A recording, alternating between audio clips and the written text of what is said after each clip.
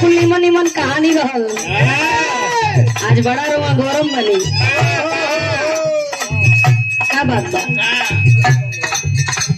एगो बात आप लोग सुन ली हो, धनंजय जी बतौली हो कि जे मलिकार बा वही के पहनाए वाली सुई लागी। ये पूरा पार्टी के जितना हमारे यूट्यूबर भाई लोग बा होने के जितना पार्टी के लोग बा सबकर मुखिया सबको गार्जियन आज ये हो। अब तोहार विचार होखे तो पहनाए वाली सुई ले ला, नहीं तो हाथ गोर जोड़ ला। तो उससे बचला नहीं यार, खाली छुट्टा लिए कि हमके कहाँ पता बा। अब हम तो कोहरा बाहर पूछत पूछत कर कहाँ चल गई ले जा। कुछ लोग कहल कि कोहरा बाहर ना कोहरा बाहर। अच्छा कोहड़ो बाहर नहीं भाई, कोड़रा कोड़रे बा। तोहरे ले पूछत पूछत आइल बानी एकर खातिर तू मलिकार बड़ा, तू कुल जाना ताड़ा।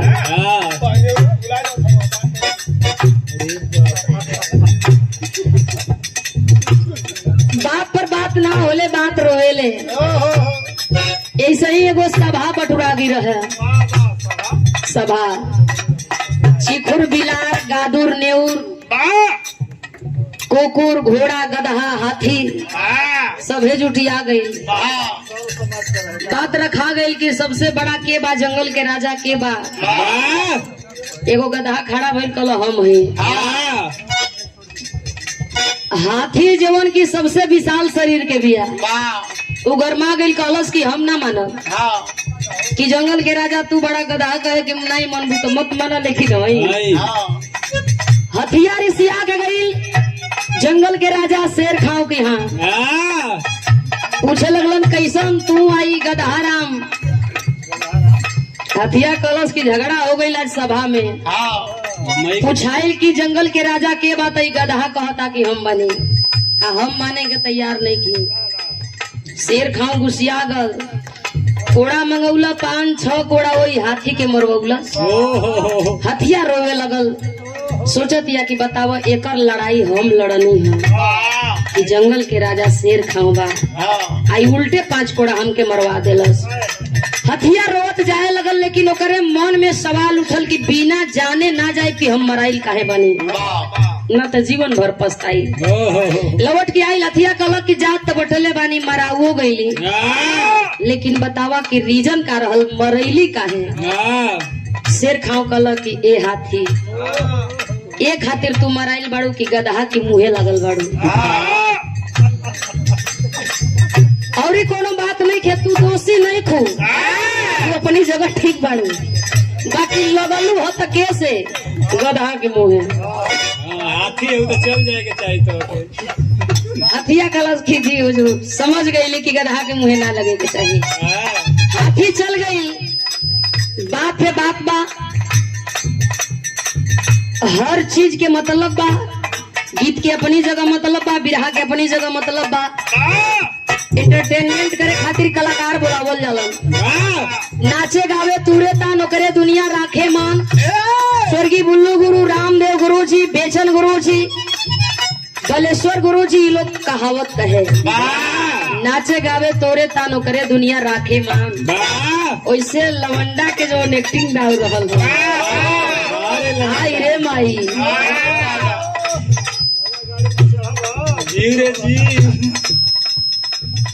इतना दर्द उतना दर्द तो परसों पीड़ा वाली मेहरारू के ना होत कहीं वही पोजीशन ना धारे न जाइए माई के ना होत कोनो मेहरारू अपना मर्द से कहत रहल कि तनी धीर धरे, कोनो चीज की औजाए के ना चाहिए। बड़ा निमन बिरहा भी आप लोग सुन ली, बढ़िया कहानी रहल। जमाने में कुछ बेहुदा बेशरम किस्म का प्रेमी हो, प्यार करे के समय जात पात नहीं देखियो।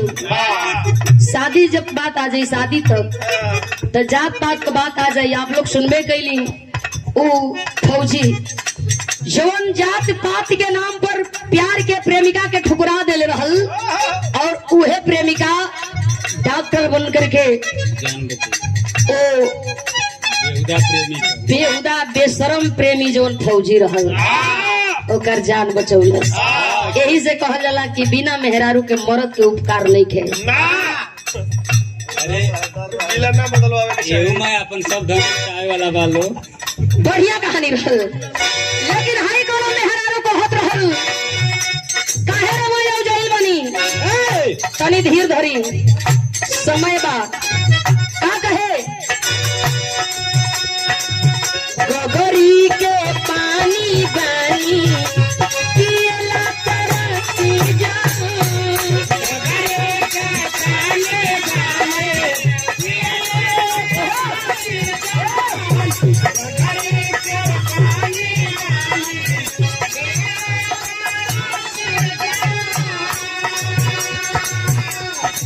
के बनावटी है सब जावटी के नाती जा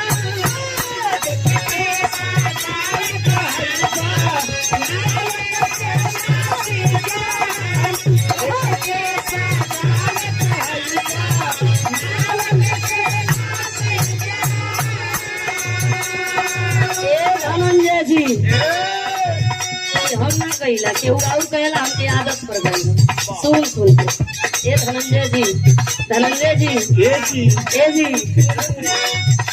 ए रवा जी तनी ताकी मेहरारू कहतिया कि हई प्लास्टिक के गिलास में का पानी पिए तानी ई बिसलेरी के पानी का पिए तानी पिए के बाद तो घड़ा के पानी पीही गोगरी के पानी पीही।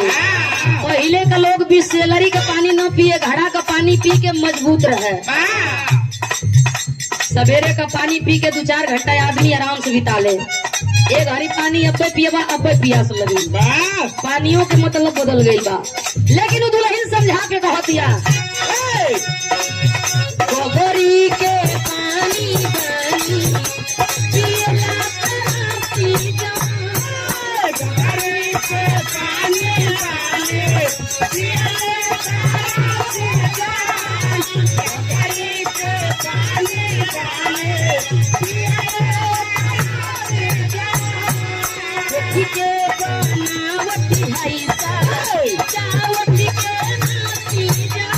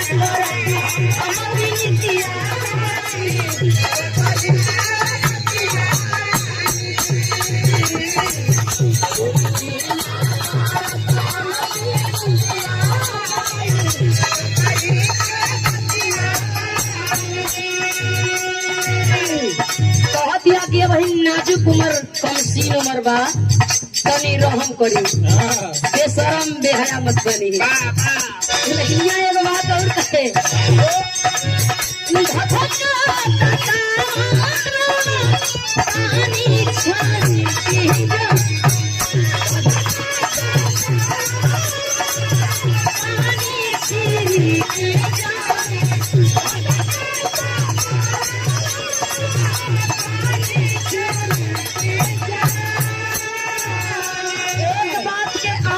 अनुमान लगौले बानी कुछ नौका भाई लोगनी के ए चीज के अनुमान न होई, लेकिन आप लोगनी के जरूर होई। जे कुआं का पानी पियले होई गमछी में गठियाई के पतई बरगद के डाल के पीपरे के पतई डाल के आप पानी कुआं से निकालल जाए मनइयो के पिया कितना तरी रहे। बगरी में पानी रखा जा पिए वाला लोगन के पता होई आप लोग पूछली कितना तरी रहेला। दुल्हन कहत ये कहे उजल बड़ा सुना दुल्हनिया समझावे कहे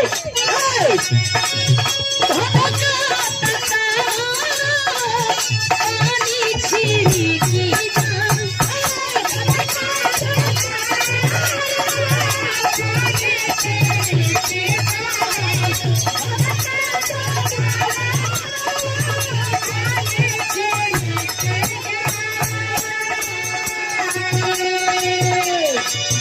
ये कारी कारी पीछे रोईला हिकी जान ये कारी कारी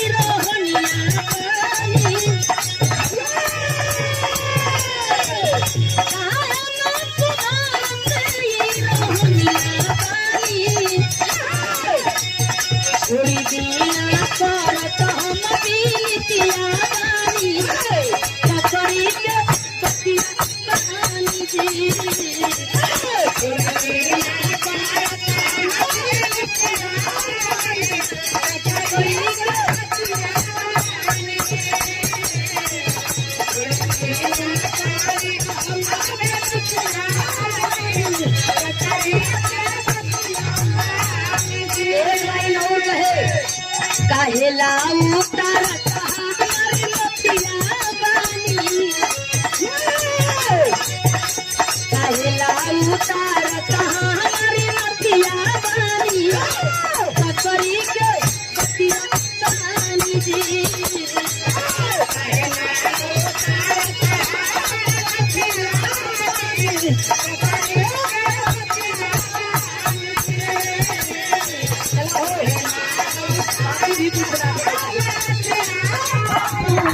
बानी